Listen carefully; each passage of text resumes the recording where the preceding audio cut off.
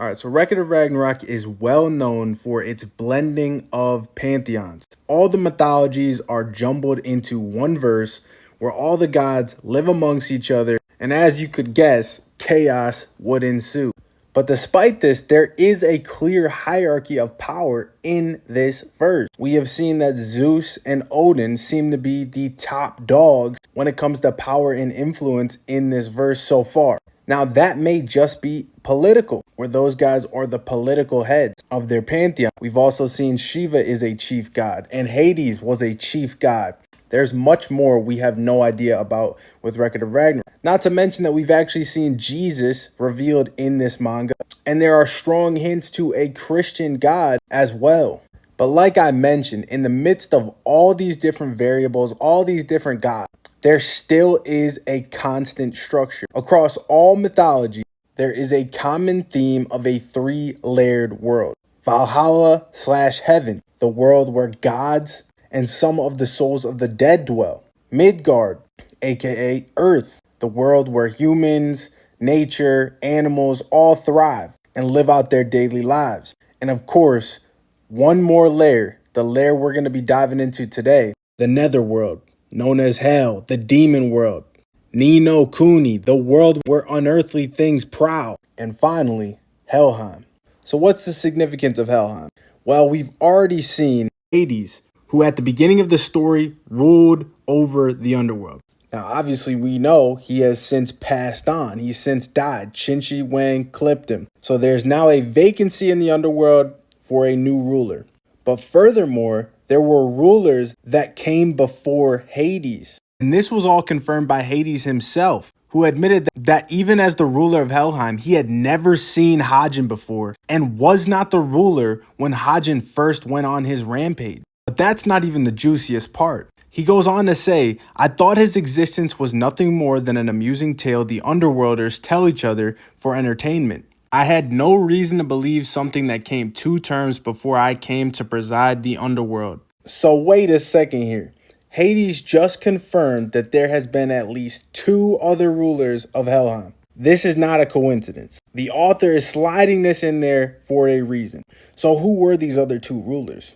Well, we may have one of the answers already. See, in chapter 67, titled Anathema, the chapter that first gave us a deep dive into Beelzebub's backstory, we found out that he had been cursed by the first ruler of hell. Now, this is one of the translations. Now, the person they're referring to is, of course, Satan. And we now know that Satan and Beelzebub are one and the same. We don't have all the answers regarding that, but I would guess we are going to gain a lot more knowledge on this in the coming chapter because Beelzebub is obviously fighting right now. But where it stands today, there's still a little bit of contention as to if Beelzebub and Satan are just 2 separate personalities within the same body, that they were always one person, or if it's a situation like Naruto and Kurama, Sukuna and Yuji, where there is a completely separate being entirely that has possessed Beelzebub. For the sake of this discussion, it doesn't really matter which of these is the case. But if Satan truly was the first ruler of Helheim, who came after him? Now, of course, there could be more than 3 rulers of Helheim, but I'm just going off what Hades says. I think that it was put in there for a reason, so I'm going to go with the assumption that there's been 3 rulers so far. And there's one character coming down the pipeline on the roster for the gods that I think has a direct correlation to that second ruler. That character is Anubis. Anubis is part of the Egyptian pantheon, a pantheon we have not been introduced to yet, and I'm extremely hyped to see. But do I think Anubis was this second ruler? No, I do not. Because there's a common misconception that Anubis is the god of the underworld in Egyptian mythology, and that's not necessarily the case. He kind of plays second fiddle to his father, Osiris. And Osiris is actually who I believe the ruler before Hades was. And this could get very, very interesting because we have no idea how the new regime came into power. Could it be that Hades defeated Osiris and overthrew him to take the throne? I think that would be really awesome, really cool. It would explain why we haven't seen the Egyptian gods to this point. Maybe there's some animosity there. Maybe this is the reason why only Anubis is stepping up from that pantheon. I think they could get really creative with this storyline, and here's where I think they could go with it. We know now that Hades is dead. That leaves a vacancy for the throne of Helheim. If Osiris truly ruled before Hades, who better to lay claim to the vacant throne than his son Anubis? Now, I'm not necessarily saying he has to succeed, but I think if during his fight, there's a motivation for him to come make a statement and then take the underworld from Adamas, who I assume is presiding over it at the current state. He's not the ruler or anything, but as of right now, there's nobody else that we know of. And for Anubis to be potentially fighting Rasputin, that's who I believe he will be fighting, the man who could never die, the man who was thought to be immortal.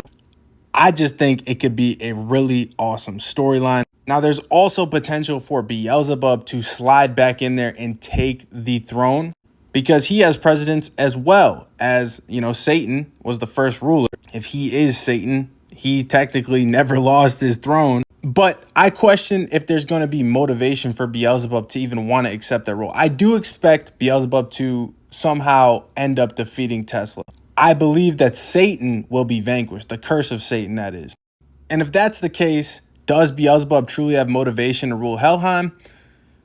It's up in the air. One pathway I think that could lead to him actually wanting to preside would be his respect for Hades. Maybe he would want to take up the mantle for Hades, as next chapter we're actually going to get to see the fight between Hades and Beelzebub. We know that they had long-standing respect. We know that Beelzebub did favors for Hades, such as reviving Adamas after his death at the hands of Poseidon. So there is potential for Beelzebub turning over a new leaf, being free of the curse of Satan and issuing in a new regime in the underworld. But I think the drama of having Anubis potentially throw his hat into the pile would be really cool for his round down the line. But what do you guys think?